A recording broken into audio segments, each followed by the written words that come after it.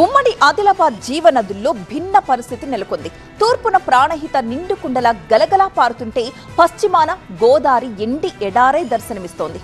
మహారాష్ట్ర నుంచి తెలంగాణలోకి అడుగుపెడుతున్న గోదావరి బాసర దగ్గర ఇసుక మేటలతో కనిపిస్తోంది. ఫలితంగా గోదావరి పరివాహక ప్రాజెక్టులు కూడా వెలవెలబోతున్నాయి. ఎల్లంపల్లి, కడెం, స్వర్ణ, గడ్డన్నవాగు ప్రాజెక్టులు డెడ్ స్టోరేజ్తో గుండె తరుక్కుపోయేలా చేస్తున్నాయి. ప్రాణహిత జలకళను సంతరించుకున్న తాగు, సాగు అవసరాలకు చుక్క నీరు ఆడుకునే అవకాశం లేకపోవడంతో ఉమ్మడి ఆదిలాబాద్ రైతాంగం నిరాశకు గురవుతోంది.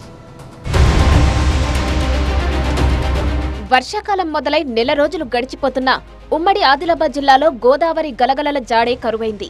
గతేడాది జూన్ నెలలోనే వరద నీటితో కళకళలాడాల్సిన గోదావరి ఇప్పుడు జులై సగానికి వచ్చినా వరదల్లేక బోసిపోయి దర్శనమిస్తోంది.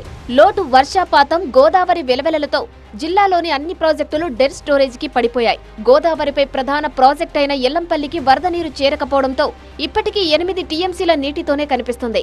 నిర్మల్ జిల్లా కడెం ప్రాజెక్టులో 700 అడుగులకు గాను 679 అడుగుల్లో మాత్రమే నీరుంది.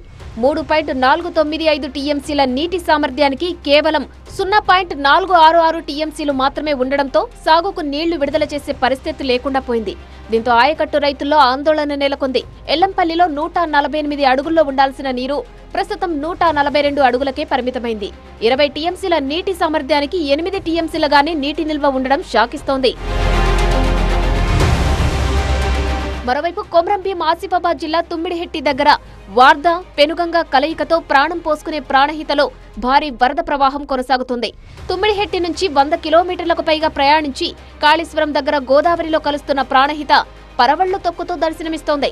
ఎగువన మహారాష్ట్రలో కురుస్తున్న భారీ వర్షాలతో గోదావరి నదిలోకి భారీగా కొత్త నీరు చేరుతుండటంతో ప్రవాహం కొనసాగుతుంది.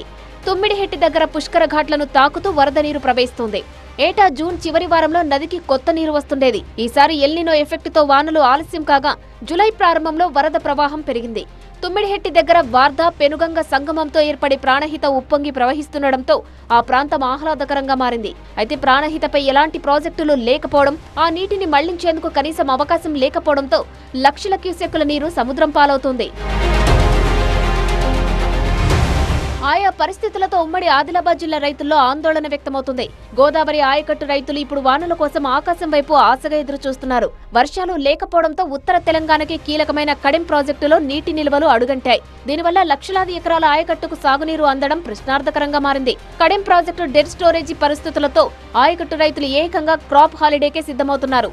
ఇక్కడే కాదు, ఎల్లంపల్లి దిగువన కూడా అదే పరిస్థితి అన్నట్టుగా ఉండడం ఆయకట్టు రైతులను ఆందోళనకు గురిచేస్తుంది. జులై నెల ముగుస్తున్నా వర్షాలు ముఖం చాటేయడం, ప్రాజెక్టులు డెడ్ స్టోరేజీకి పడిపోవడంతో రైతులు తీవ్ర నిరాశలో మునిగిపోతున్నారు.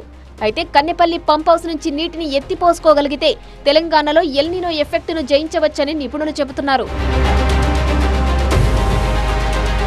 ఇదిలా ఉంటే జలపాతాలకు కేరాఫ్ అడ్రస్ అయిన ఉమ్మడి ఆదిలాబాద్ జిల్లాలో ఏ ఒక్క జలపాతంలోనూ జలకళ లేకుండా పోయింది. తెలంగాణలోని ప్రసిద్ధిగాంచిన కుంటాల జలపాతం వర్షాలు లేక కళతప్పి కనిపిస్తోంది. పొచ్చెర, గుండాల, సప్తగుండాల జలపాతాలు వరద నీరు లేక వెలవెలబోతున్నాయి.